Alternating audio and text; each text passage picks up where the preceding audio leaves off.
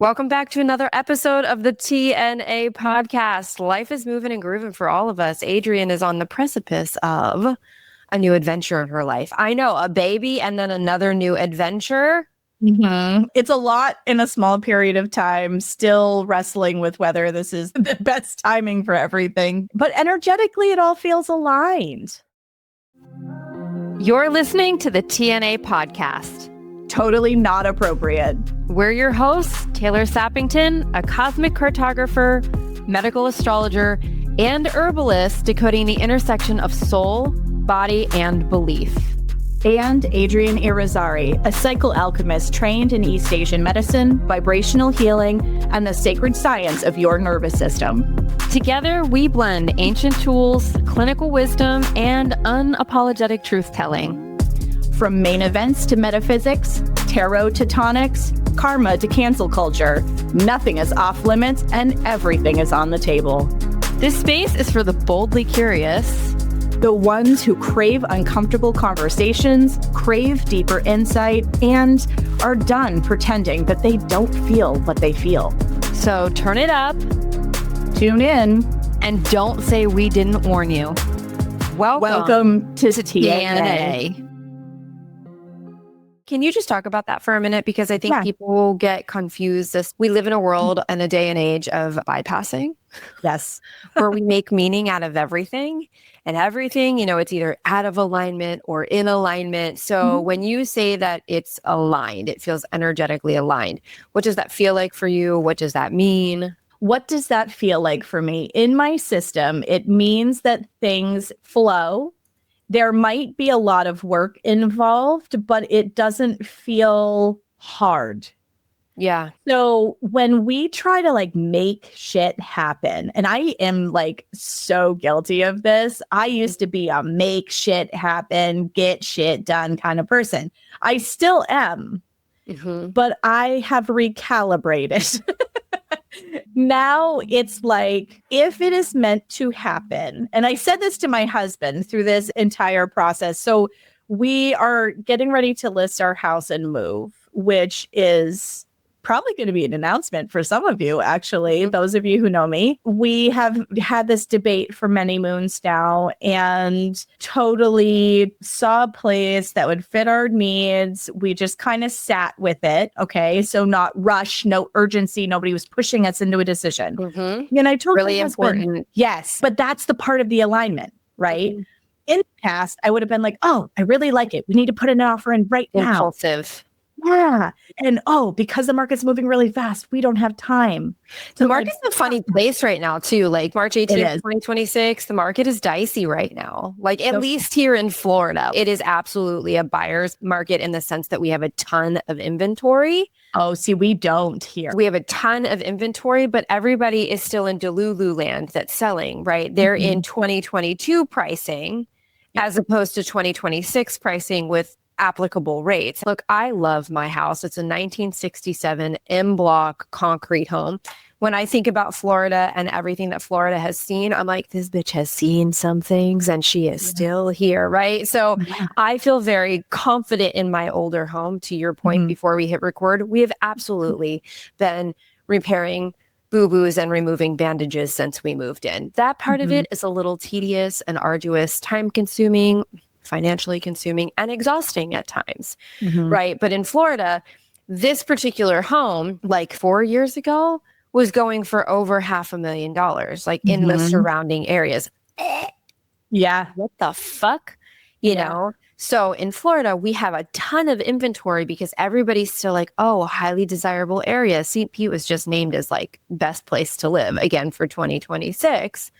Yeah. And when you get down to the level of locals, many people are not able to sustain where the trajectory of the cost of living is going around here. We have run so many local Floridians out, and the ecosystem. Please stop building. If this somehow, by the grace of God, Gaia, or the universe, right, comes across the desk of a developer around here, take the old houses and gut them. Stop putting in multi-unit buildings. But yeah, we have the opposite down here where we have so much inventory and people are just sitting and sitting. Yeah, see, and that's not the case up here. The Seacoast is one of the most desirable areas to be in because it's commutable to Boston. And it's gotten so high, the cost of living in Massachusetts and in Boston, that people live up here and commute down there. I mean, my husband does that. My husband's a local 7 iron worker in his civilian job when he's not going to do his military stuff. And he has to commute into Boston. And so it's a big trek. And although it's a very reasonable trek from the Seacoast area. So we've watched like inventory be really low and our prices go up and up and up. And so I am being priced out of this area.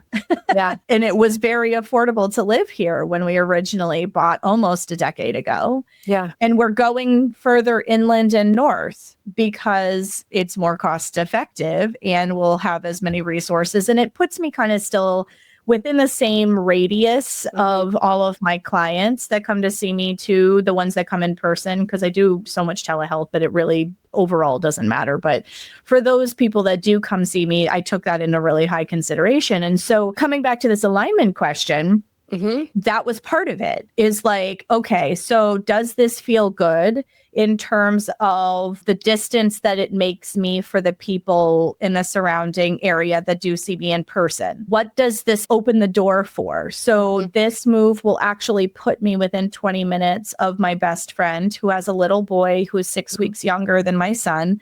And she has offered to help me juggle childcare. That is a huge support for me. So when we started, we were just casually looking, right? Like there's no urgency to leave here. There's a lot of considerations that have been piling up over time. And so this year we decided we just look and see what's out there.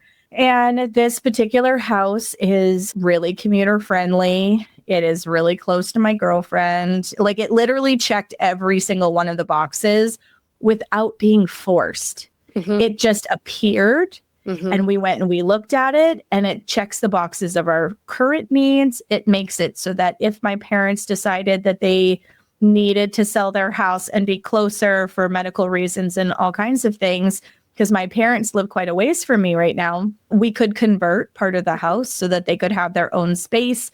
And I'm still there to help take care of them. They're closer to better medical facilities than where they are now. So like it made it so that it suited our current needs and it very easily could suit future needs over the course of the next 20 years, right? Because in the next 20 years, Eric and I will be in a place where we're going to be looking to start thinking about retiring, right? And, you know, my parents will be very old by then. And so whatever has come to pass will come to pass by then in terms of relocation and whatnot. So I said to Eric, I was like, we're not forcing anything. Here's what we're going to offer. If they take it, it means it was meant to be. And if they don't take it, that's okay. And like, it's just that easy. It wasn't frantic. It wasn't forced. It wasn't, oh my God, what if, like there was none of that. It was just literally in the flow. Like, this is what we're going to do. If it's going to work, it'll be great. And all of that was so easy. And then they accepted and we were like, holy crap. Yeah. They actually accepted what it was that we offered. And then like everything, paperwork, all the stuff between the lender, it has been smooth. Yeah. No forcing. I mean, and is it stressful? Yeah, because it's a lot of work to physically move your house. But the stressful part is how much in a compressed time frame I have to do this because it has to do with like safety in my nervous system and like, you know what I mean? We're going to be homeless. It's not like that. So that's why, even though I have a little bit of trauma, not going to lie, from my last move into this house. I stood in my driveway. My husband goes, what are you doing? And I'm like doing shaking leaf. So anybody who's familiar with shaking leaf Qigong, I stood in the driveway and I'm going, like this with my voice. And I'm shaking my body up and down. And he goes, you look like a nut job. And I was like, I am helping to regulate my nervous system. Leave me alone. Because I just knew that going into this, it was going to be a lot of time, right? It was going to be a compressed time frame. It was going to require some late nights in order to get it ready. That part, juggling a toddler, was daunting. Right. I find it fascinating that someone is not willing to look a little ridiculous. This is a lot of people. Like, sorry, Erin, but this is you. You represent a large majority of the population. Okay. There are so many people that are unwilling to look ridiculous temporarily for long-term regulation. And it's interesting because humans are actually built to move in that way. Like, we are built to shake. We are built to move in a nonlinear fashion. We are built to utilize our voice in that capacity, not to please the ears of other people, but to, as another military copter flies over my house, it shakes my whole fucking house. Sorry, guys. We've been a flight path. We've got MacDill down here. Yeah. And it's been very busy, almost concerningly busy, right? Where you're like, you notice that they don't fly. And then all of a sudden you're like, that's the third one I've heard today. Okay. But I digress. We are built as human beings to utilize all parts of our six senses. I love how they made a movie out of it and they made it terrifying, for most people to watch. We all have a sixth sense. We are all capable of tapping into it. We are just conditioned not to. So I love that you did Shaking Leaf. I do that kind of shit all the time in my house, where they're like, what are you doing? And I'm like, mind your business. Well, I was out in the yard too, right? And so I'm like sounding and I'm like shaking. And then all of a sudden the tears came. And I was like, oh, this is what I needed. I needed it to move through my system. I needed to get this pent up energy out of my system. Piscean moon, right? I taught this class last night about how to identify how your client emotionally regulates through the birth chart, like how they move into a pattern, what their coping mechanism is, which you can find in Mars. Like, Mars is how we cope. Our rising is how we identify Libra, right? For you, that's what it is for you. My rising, right? My Mars is in Scorpio, though. Okay, so like alchemy. Yeah. Like, obviously, I bet a little isolation is part of how you have to deal with things too. Like, there's 100%. active isolation for you, so you can find meaning of it and you can alchemize it internally to externalize everything that you're going through. Right. But the moon is how I pattern people when they walk in the door. Like, Adrienne's got a Piscean moon. That means she's a water body. That means we have got to go to emotions first. How does that make you feel? Where do you feel that in your body? What sensation comes up for you? Because if I were to sit with Adrienne and be like, tell me what you're going to do about that, she'd probably give me the finger. Just like if somebody was like, tell me how you feel. I'm an Aries moon. I'm like, motherfucker, I don't want to talk about how I feel. I want to go move this shit, right? My body's going to blow up if I don't move. Yes. Well, but that's my Aquarius though, too. Like, I need to move in order to process. Get into the body. I do, really. And it's funny. I was actually talking about this last night with my Rebel Remembered group, and we were talking about how stillness doesn't actually... You have a Pisces moon. You have an Aquarius moon. Sorry. I do. There's heavy Piscean in your chart. My apologies. I do. Yes, sorry. Yes, I have heavy Pisces in my chart, and it, does affect my nervous system regulation. Because you become very porous. I think we're going to completely and utterly abandon our topic here, but that's fine. We've talked before about weight, you and I offline, and then we've talked about weight online too, right?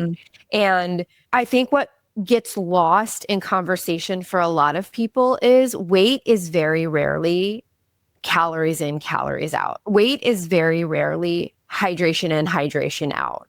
Weight is very rarely movement throughout the day. Although I think in today's society, arguably most people could move more, particularly outside. Yes. But for you, obviously, and for many people listening to this that are porous in nature, the body packs on extra pounds in order to create a barrier between external energy and internal ecosystem. We are an energetic ecosystem. There's architecture inside.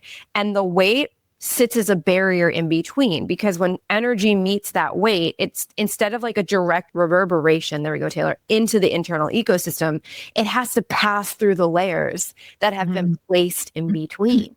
It's funny that you say it that way, because without us having this conversation, I kind of suspected that my weight was protecting me in some way. I had attributed it to a particularly stressful period in my late 30s where I had a really significant shock financially to my system, and that is when I started gaining some of the weight. And so I had just put those two things together, and I would go for a walk and I would literally put my hands on my stomach and say, thank you for protecting me from whatever you were protecting me from, but it's time to let go. Yep. And I did nothing different except that. And then I finally started to lose some of the weight. It was like I had to tell my body, it's okay. Thank you for protecting me, but it's okay. And I have started frequency medicine. We won't dive really deep into that today, but in what I have started so far, my body is recalibrating, and I'm already seeing my body with the ability to lose some of the weight, my ability to ground myself. Like if I even a month ago, if we had decided to make this decision a month ago, I think I would have spiraled out a little harder than I am right now. And it's because it is helping me to anchor into my body better. But I am also using these tools, right? And tools that not a lot of people have or use regularly. Like I growled my son out into the world when I gave birth at home. And my kids teased me about it later, about the fact that I sounded like a dying animal. And I was like, you know what? But your brother's here, isn't he? Like I was so insecure about making sounds like that. When how many of us are, though? You were to be seen and not heard. So how many of us were raised in the generation of being seen and not heard? So we don't actually know what our voice sounds like. Well, and I didn't use it with my daughter, and because I felt really awkward about it. And closer towards the end, my midwife was like, you need to create vibration in your lower chakras. Like you need to bring those tones, open your mouth and like bring those tones deep into your body. And it did, it helped. So this time I didn't care. I mean, you know, some of the beauty of being 40, right? Your field of flux is a lot more barren. And I just was like, okay, like I'm going to growl this baby out. And he came in less than half the time that my daughter did, because I allowed myself to just make whatever noise needed to be made. And I didn't care about what anybody had to say. Well, the same situation regulating my nervous system here in the yard. I didn't care. My husband was like, what are you doing? And I was like, I didn't really care. And when I allowed myself to do those things, the tears came, my system regulated itself, and then I could have a clear brain to start creating the next steps, because I can be a hell of a fucking project manager as long as I don't feel overloaded in my circuitry. And so I did what I had to do. And then it was like, okay, on to the next. This is what we have to do first, second, third, in order to save time and get everything we need to get done.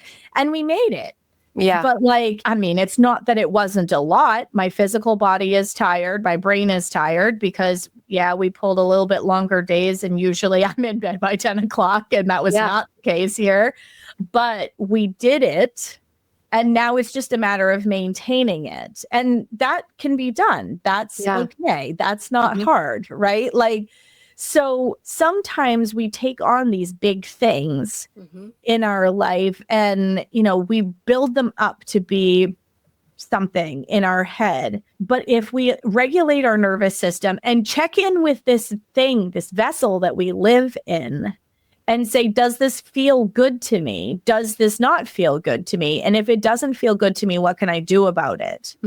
So that is where I've done this in alignment. Yes, there's been a lot of work and that part's not fun, but it's really been in the flow where like you can have a lot of work, but not have it feel hard. And the work happens. It's like my favorite Lao Tzu quote, nature never rushes and everything gets done. And I told Eric, have you come to find that to be accurate in your life? Like the more I slow down, the more room is created. Even in business, it's so interesting. I'm coming to find, like I had a conversation. Tuesdays are my mentor days, right? Like they're the day that I get to pour into my cup and have my brain broken. And like I've been doing this quantum thing since August of last year. And it is now March. And I'm like, I finally feel like it's all clicking. Like I can speak about it fluently, you know? But the interesting thing is we were talking yesterday and I was like, I just don't want to be seen on camera unless it's for my podcast. Like the only camera that I want to be able to access my energetic field is the one that I can control via my podcast. And that's because the content in my podcast with Adrienne, it's longer format. We can complete our sentences, and social media to me is not connection. I thought for so long that it was community. And I think there's a part of me that's like grieving this fallacy that social media is community.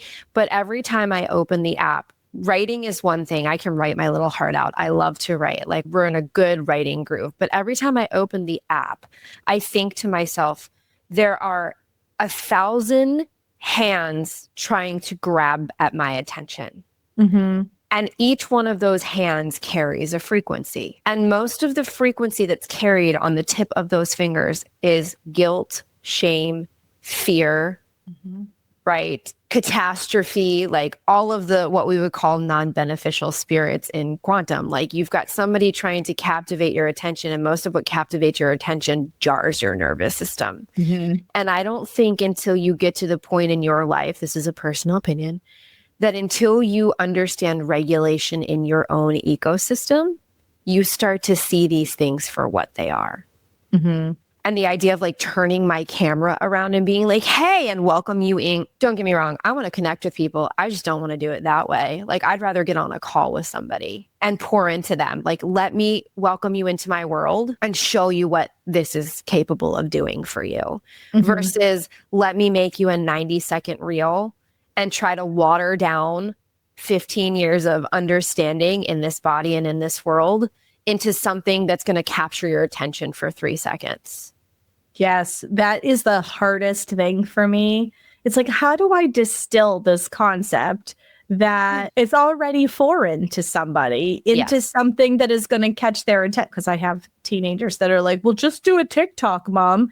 And I'm like, no, but that's not catching the attention of the people that I'm looking for. Correct. If you require a 3-second hook, I'm probably not your girl. Brevity is not my forte. I am not good at remaining brief. I don't think either one of us are. Hello, air sign stellium. Hello, air sign, sun and moon. I like words and details and explanation and connection through the cerebral points. Like, I love that.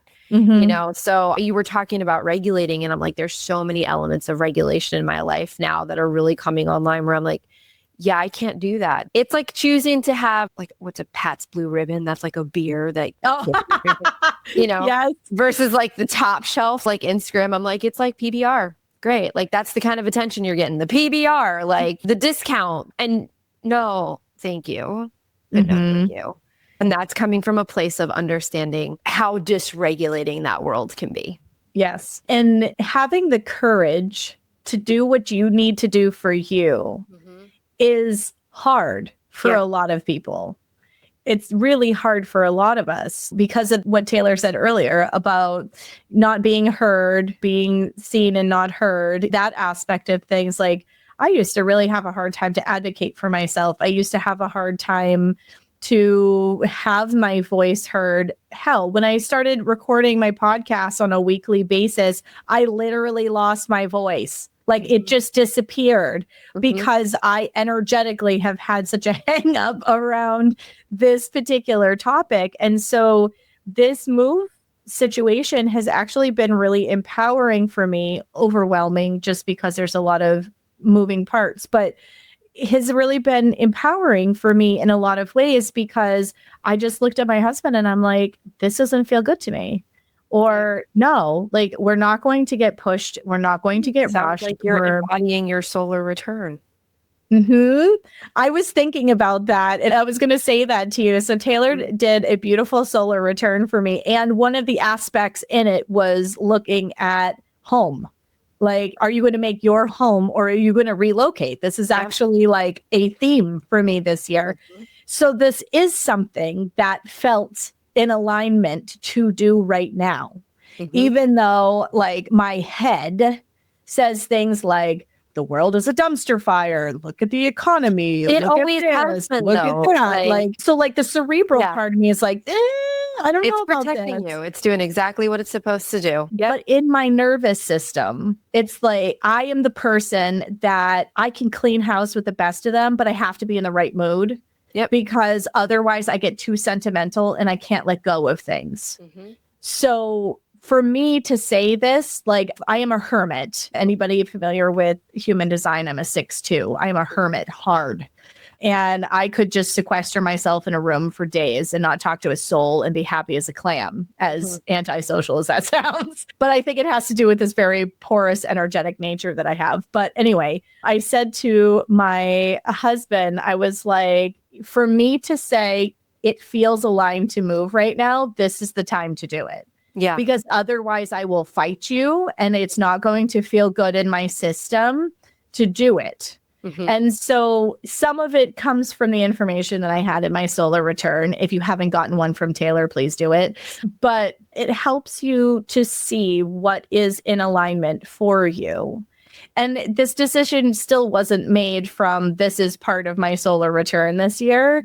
It's been coming from the feeling that is being generated inside of my body. Okay. So when we're talking about alignment, none of it comes from this thing that sits on top of your shoulders that everybody says, oh, you got to use your head, not your heart. Well, that's bullshit.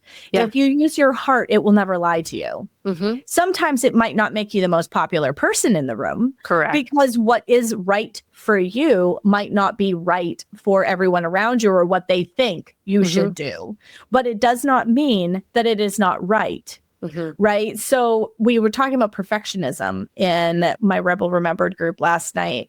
And there was a question around perfectionism and why it's a bad thing and all of this type of stuff. And I was like, well, it's more a matter of structure, right? Perfectionism is in the eye of the beholder. It's the thing that is constructed based on the stories that we've been told and how you've been socialized. But perfect for you might not be perfect for somebody else. So perfectionism really is an illusion. Yep. So is control for the most part. Oh, 100%. And this has been part of this conversation that my husband and I have had. I cleaned the bathroom. Then here I see my husband cleaning behind me.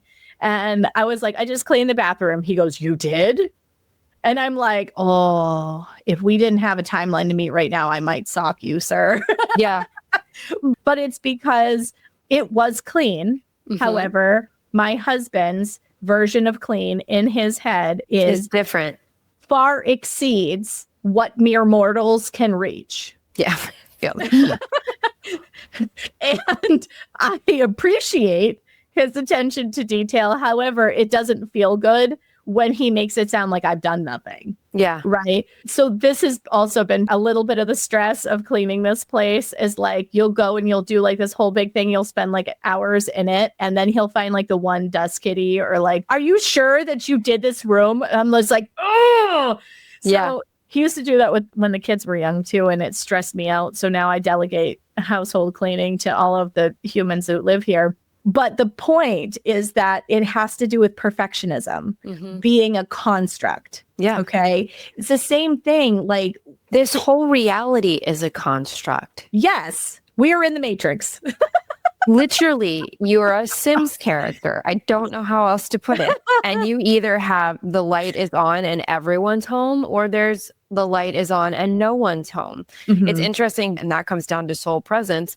And I won't digress into that today, but this whole entire thing is a construct. And they are now starting again. We live in a world where they're like, do you have the science? And I'm like, yes, we do now. And it lives in the quantum field, but there is evidence to suggest that everything is a hologram. And when you take us down to our smallest particle, we're not solid. Yep. So I think that has also helped alleviate some of the internal pressure I put on myself because I'm like, well, this is the classroom that I'm in. And even when shit has gotten real dicey, I've always been supported. It may not be the type of support I'm looking for, or it may not be up to snuff with the standards that I set for my life. But I haven't died. I haven't gone bankrupt. You know, like my immediate family is healthy. Situations that could have been way worse than they are, I actually made out on top. So what is my rush? What is my rush to rebuild my business? What is my rush to pay that bill? Sorry, I hate to promote irresponsibility, but like, I need to keep the lights on. Cool, we'll pay that one. But like, I don't know. Why am I paying you to exist? Like it just alleviates this concept of things being constructs, and understanding that is applicable to perfectionism and this whole thing that we're doing just allows you to really distill what's most important to you. Yes. And what's most important, and honestly, this has been a huge and hard shift for me, but making decisions from my feeling body instead of my cerebral brain, that has served me so incredibly well. And that's coherence. So like, I think it's really important to talk about this because we are an antenna, or to use your language, a tuning fork, right? Yep. And when we have mismatched or outdated signaling, I just talked about this in regards to autoimmunity, right? Like autoimmunity is not what we've been taught that it is. Your body is not attacking you. That is a very problematic, I would say, pervasive narrative that has been constructed around your body, and it puts us in this position of war, like us against the body. That is so fucked when you actually think about it, right? Your body is actually responding appropriately to outdated information because your immune cells operate off of memory. And if we don't have the appropriate signaling in the system to say, hey, that situation, that infection, that chronic period of stress, that toxic environment is done. There's a punctuation. We're moving on. If we haven't had access to the tools to complete that signal, the body continues to operate off of the information associated with that outdated signal. And it goes from localized to systemic. So coherence is what most people lack. And symptom suppression can be helpful temporarily, but in the long run, suppressing your symptoms with a protocol or supplements or a drug doesn't actually address the lack of coherence. And that's the part that I'm really starting to feel in my system. And I do really attribute it to the frequency medicine that I'm taking currently. Because the way that my system responds to stress, the anxiety that I normally would feel, like all of those things, like, sure, is there stress? Yes, only because there's only so many hours in the day and I know that my energy is finite, right? And I'm working within my capacity. Correct. Which is also the other part that is being in alignment, right? But I have seen such a significant shift in such a short period of time, maybe because I'm porous, maybe because I literally intention set every single time I take it. That, and this is a good point of illumination. Frequency medicine only works as well as the system that it's being introduced into. So I will be the first one to tell you, as I've been taught, that frequency medicine is not a good fit for everyone, especially if the body is in disarray. So there is a period of time where it's completely appropriate to bring stabilization to the physical thing that we live within. Right? Because we don't want to further scatter and fragment an ecosystem. And frequency medicine is potent enough to further scatter and fragment. So I think for you, Adrienne, you have really beautiful, diligent hygiene emotionally, energetically, and physically, right? You're not eating a shit ton of processed food. You're not consuming a shit ton of shitty media. You're not moving your body. You're not tending to the aspects of herbs that could actually be quite beneficial, right? In creating some temporary stabilization, fertilizing the soil so that the stabilization can take root. So I think part of the reason you're seeing such a pronounced response is because your body was so very ready for receptivity, right? But that makes me feel better. That's not the case for everybody. And for some people that are just stable enough, but the process is going to be slower because there's so many layers still to address. But there's literally nothing else in my realm of understanding and awareness that can do what this does. And for me, it was the final missing piece. I think for a lot of people, you know, on top of having really strategic energy work done, like that's part of what I do too. I will sit with you. I will use my physical tools, right? But then I'm going to go and I'm going to take care of some things that you can't access with your permission. And the soul's permission. Like, let me look at energetic grids. Let me see how your house is doing. Let me see if there's any restoration that needs to be done. But for you, Adrienne, I really think that the frequency medicine has taken such deep and beautiful root because you had a deeply fertile system ready to receive. Thank you. I've done a lot of work on this system. I have gone from coming back to this idea of perfectionism. Like, I used to eat that shit for breakfast. And dinner. And I used to be a really high achieving, high performing, high drive kind of person. And I would burn myself out because I'm energetically not built that way. But I was trying to perform the way that I thought everybody needed me to perform. And I was trying to be something that just was not sustainable and was not a fit because it wasn't authentic to who I am. Yeah. And the more I came into right relationship with who I am, being more comfortable articulating my internal thoughts and what it is that feels good to me and what doesn't feel good to me, and speaking my truth around all of that. It's like my father said to me a little while ago, geez, you're the most outspoken you've been in years. And I was just like, thank you for noticing. And I'm healthier too.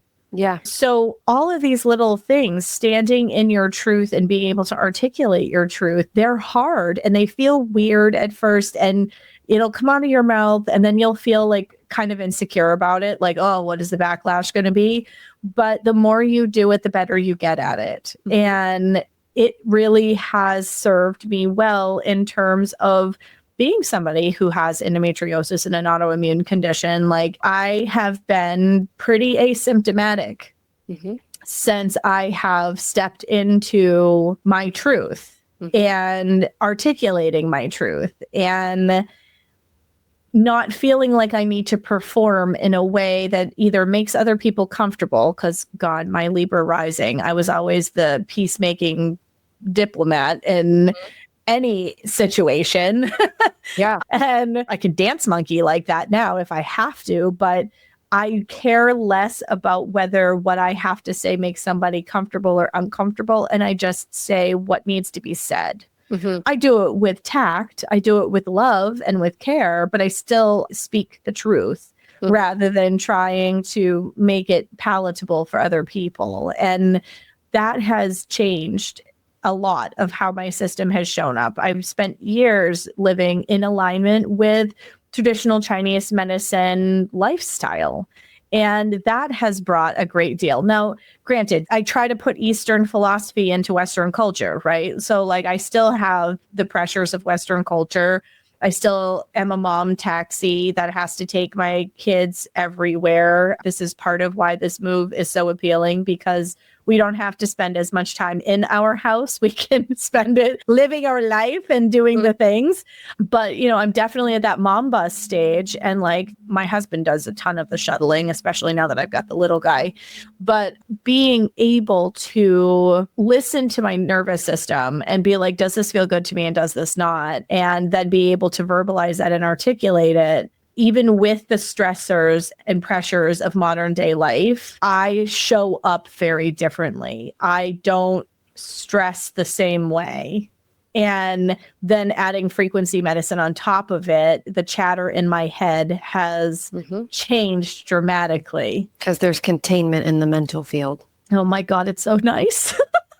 I think it's really important that you're saying this too, because so many people think like, based on my circumstance, I can't change anything. And like, that's going to keep you where you are. And that's not to say that there aren't systemic oppression systems put in place. But like, again, if we take it back to, this is all just one big game, right? The goal is to find our way out of whatever circumstance we are if we're unsatisfied with it. And we are all capable of doing that. It may look different from person to person. It may take longer than most of us want it to take. Just count on it doing that. The physical lags in comparison to the energetic realm field, if you will. But we are all capable of literally changing our reality. And I'm not talking about this manifestation bullshit of like putting a vision board. Look, I love me a Pinterest vision board, but I'm not talking about, that's for funsies. That's not visualization in the way that I'm talking about it. Like, this type of manifestation actually takes intentional action backing it up. Changing the way that we talk, the way that we think about ourselves, the way that we interact with each other and the world around us, making different decisions than the decisions we're programmed to make. Guys, first of all, it's diet, D-I-E, like, especially here in the United States. But like, if you think about it, people are always like, I just really love sweets. Okay, well, I hear you. And maybe we don't have to completely omit sweets, but like, do you love sweets more than you love feeling good in your body? Like, everybody has a very different rock bottom. And like, we are absolutely 120% capable of changing the world around us. And it's much more subtle than we realize. I think most of us are waiting for this, like, oh, it ain't like that. It's little. And one It day is. one day you reflectively go, oh shit, that's different. I remember that day. I felt so frustrated when I first started really changing my lifestyle into a more Eastern flow. And again, it was bumping up against what I was conditioned, right, in Western culture. And so I looked foreign and like a fruitcake to the rest of my family. And I was like, no, but this is going to help how I feel and the way I show up in the world and all of these things. And as I was doing that, I remember sitting at my desk in November, December for the first time, having wool socks inside of Ugg boots, so like the shearling lined, right? Yep. And I could never keep my heat from my knee to my toe. And your feet were warm. And my feet were warm. And I remember going, holy shit, my feet are warm. Yeah. This is the first time this has ever happened. Yeah. It's subtle. It's so subtle and it takes a lot longer. But I think the interesting thing is too, like when you don't hyper fixate on it, it goes much quicker. When you just show up in your, like I started the vibration plate probably 4 months ago consistently. I was very inconsistent with it. It's a routine now. I don't even think about it. It's second nature. Like I have the things that I do in the morning and I do my morning steam directly after my vibration plate, but it's like 15 minutes. I get up, I make enough time to do it every single morning. Yep. You know, that has made an immense difference in how my body carries because I stagnate pretty easily. Yeah, it has made an immense difference in how my body carries fluid, right? And I actually feel a difference when I don't do it. Same thing with movement or castor oil on my abdomen or abdominal massage. Like you just learn how to build these things in and nobody else is responsible for your regulation but you. So the world is always going to be chaotic. There are forever going to be people in power and politicians that want to completely and utterly dysregulate you because it is profitable for them. Okay. Social media is not what it was when it started. Instagram is no longer let me catch up with my friends and see what's going on in their life. And let's post pretty pictures. It's all about extraction at this point, capitalistic extraction. Okay. And nobody is responsible for your regulation but you. It's on you, babe. And I think that's the part that most people are like, well, and I'm like, personal responsibility and personal excellence are yours to own or abandon. It's all a choice. It's all a choice. And I know that people are dealt some really shitty cards in life. And I still think that they can find their way out of it. I think so too. I really do. Everything is a choice. I tell my teenagers that all the time. Where they're like, oh, well, I couldn't do it because of this or this. I was like, but you chose to do that. Yep. So you still had the same expectation that it's like getting our house clean for this showing. And my son's like, but I had to work. I've been working. And I'm just like, okay, great. But your job is optional. Mine is not. Yep. And you chose to do this, but you still have the same responsibility for getting your room clean. Sorry, like this is adulthood, man. I think this generation that you and I are raising, like the younger kids, what is it, the alpha generation? Like I think they're finally getting the feedback that like they get to be cycle breakers too. Like, okay, mommy and daddy learned how to do this thing called life differently. And Pluto and Scorpio generation, like I think it's Pluto and Capricorn, Pluto and Scorpio, like those two came in and decided to take on the bullshit of the world. Pluto and Scorpio has been transmuting trauma since they came out of the womb. Like literally y'all signed up for it. I'm sorry, I'm in this generation too. It's exhausting, I know. And like we chose it. Okay. But like this, I think are we back in Capricorn? No. We're in Aquarius. Pluto and Aquarius. Okay, yeah. So like, what are these the kids that like Sephora? I have 2 Gen Zs and a Gen Alpha in my house, and they behave very differently. There's this like, maybe it's not the Pluto placement, but like there's a commonly shared placement amongst the kids that are like that tween teen right now. Yes. Like 10 to 16. And the 10-year-olds are going to Sephora because they want skincare. And I'm just like, what happened to CeraVe? And like drugstore, you know what I mean? But there's a commonly shared placement amongst these kids. It just like, it depicts, it illustrates the difference in generations. Yep. But I really do think that every soul chooses its circumstance. And I think all of us at some point or another the souls that are aware that they're present have had many different lifetimes in many different circumstances. And the circumstance you chose to walk into in this lifetime was intentional for the growth path of your soul's evolution. And you may not like it, but I can promise you at this point that if you choose not to actively participate in it, you'll be back and it'll be much worse. Which doesn't sound fun to me. No, just eat the shit sandwich and let's move on. Okay. Like, let's just make peace. Let's turn the turd. Let's shine the turd. I don't know how else to put it. Like, we'll figure it out. We'll make it through. I can tell you without a shadow of a doubt, I don't want to go back. I do. Set me free. Where's the mothership? Yeah, seriously. But what a smorgasbord of an episode, guys. I am on a time crunch today, so I am going to lovingly sign off. But Adrienne, is there anything that you would like to leave our listeners with?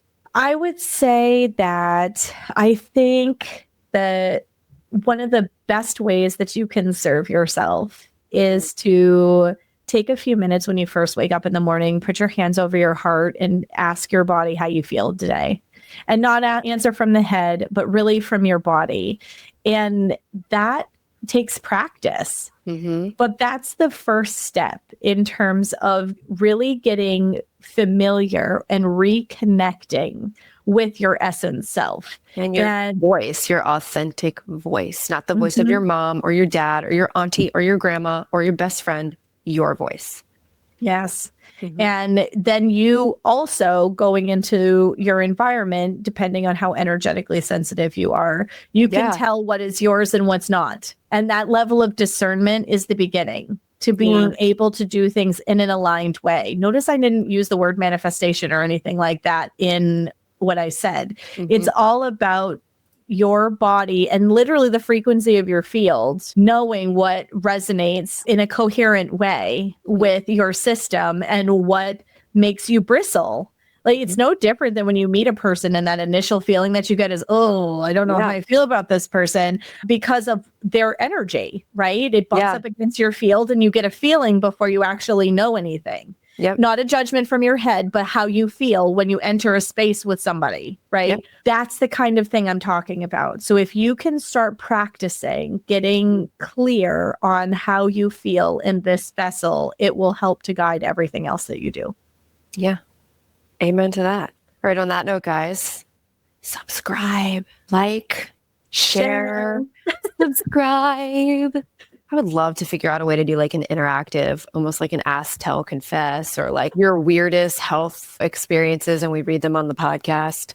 We'll think about that. That would be amazing. But yeah, Spotify, Apple, YouTube, that's where we're really focusing on right now. So if you like what we're chatting about and you love spending time with us each week, go ahead and hit the subscribe button. Let us know what you think. We read all of the comments. And until next time, guys, stay well.